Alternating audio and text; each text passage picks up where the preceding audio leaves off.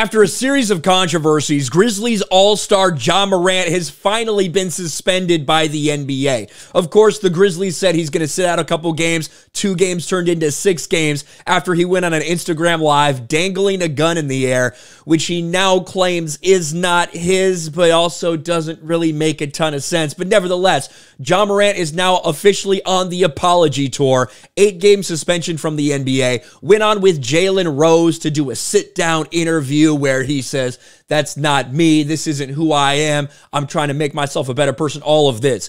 Well, some people, even in the woke mainstream sports media, just don't buy it. And one of those people is Jay Williams. And we're going to get to his response to the things that Ja Morant is saying. But first, I wanted to give Ja Morant a chance to say his piece here. Again, this is following several different reports for Ja Morant, who is an absolute superstar in the NBA, 23 years old, right?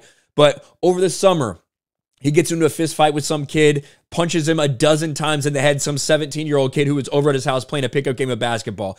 Then he gets involved, some scuffle with mall security. Then there's this report of back in February, Pacers players having lasers sighted on them from a car at which Ja Morant's sitting.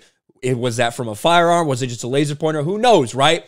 But now, of course, we get to the Instagram Live at like 2 or 3 in the morning with Ja Morant dangling a gun in the air on IG Live. Here's what he said about this situation. You at the spot, Shotgun Willie's. I've been there. You are holding a gun. And we both know how dangerous that can be. Whose gun were you holding? We know how dangerous that can be. I don't give a shit about anybody carrying a gun. I think that Ja Morant, wherever he's legally allowed to, should absolutely be carrying a gun. Like, there's nothing wrong with that. I do it all the time. There's a difference between carrying a gun and just, protecting yourself, keeping yourself armed, and dangling it in the air as you're fucking rapping when you're drunk, shirtless at a strip club, right? There's a big difference. And I think even the preloaded question, whose gun was it, is to give Ja Morant a chance to say it wasn't my gun. Because if it was, then he'd have to explain how he traveled there, how he carried it, all of these things, right? Well, the gun wasn't mine. It's not who I am. I don't condone any type of violence, but I take full responsibility for my actions. Made a bad mistake, and I can see the image that I painted over myself with my recent mistakes. But in the future, I'm gonna show everybody who Ja really is, what I'm about, and change this narrative. Now, this is a narrative he's created himself to try to act hard, to try to look like a gangster, right? This is what Ja Morant has been doing intentionally, it seems like. There are some people in the mainstream media that just don't buy it. They just flat out are saying, you know what? You're bullshitting. And Jay Williams, I have a problem with a lot of the things Jay Williams says. I've criticized him on this channel multiple times. He's kind of calling this out for how fake this entire situation feels, and I don't think he's wrong. I support Ja. I want Ja to win. For me to actually believe that a week of counseling, when there's been a series of incidents of behavior that's been shown, that all of a sudden now everything is addressed, I don't believe that at all. I don't. Like, to me, this is like a facade a little bit. This is page 6 out of the crisis management playbook or manual for athletes, right? Number one, you laid this out originally, like Urban Meyer a couple of years ago, yeah. right? So like, number one, what happens? You make a statement like where you actually sound like an adult. Check, like he did that. Number two, you disappear for a while. You let it come out from your camp.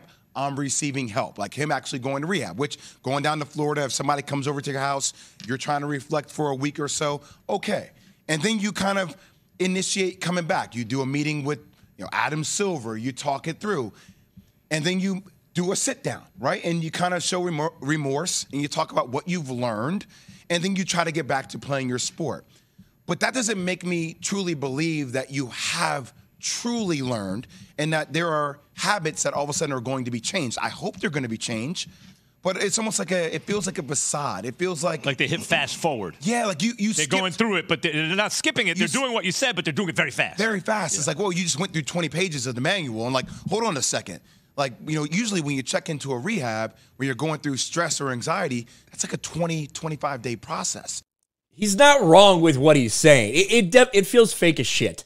And it doesn't feel like Ja Morant is sorry. And there's only a couple things I think he really should feel sorry for, right? There's so much focus on just like the fact that he had a gun which I don't think is necessarily all. It's about a whole culture thing with the Grizzlies. The Grizzlies said, hey, we can't be going out partying. We're not focused enough on the game, like all these things. There's a lot of things that are affecting their play on the court that I think Ja Morant was very much disregarding. All in his effort to, he's 23, and I get it. Like, you want to party, you want to have fun, but you have certain responsibilities when you are a professional athlete, when you're worth tens of millions of dollars out there.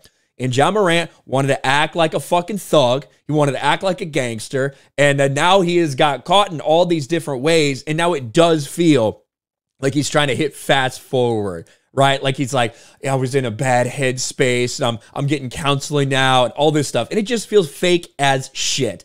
So, shout out to Jay Williams for actually calling that out. Not everybody in the mainstream sports media is going to be doing that, but what do you guys think about Ja Morant's explanation that it wasn't his gun, but he's not saying where he got it? What do you think of the entire reaction to the Jalen Rose interview? I just think it's a sad, pathetic attempt to do a very low-key apology and get back to playing. Let me know in the comment section below. Smash a like button, subscribe to the channel, ring the bell for notifications, share this video out there, and I'll talk to you later.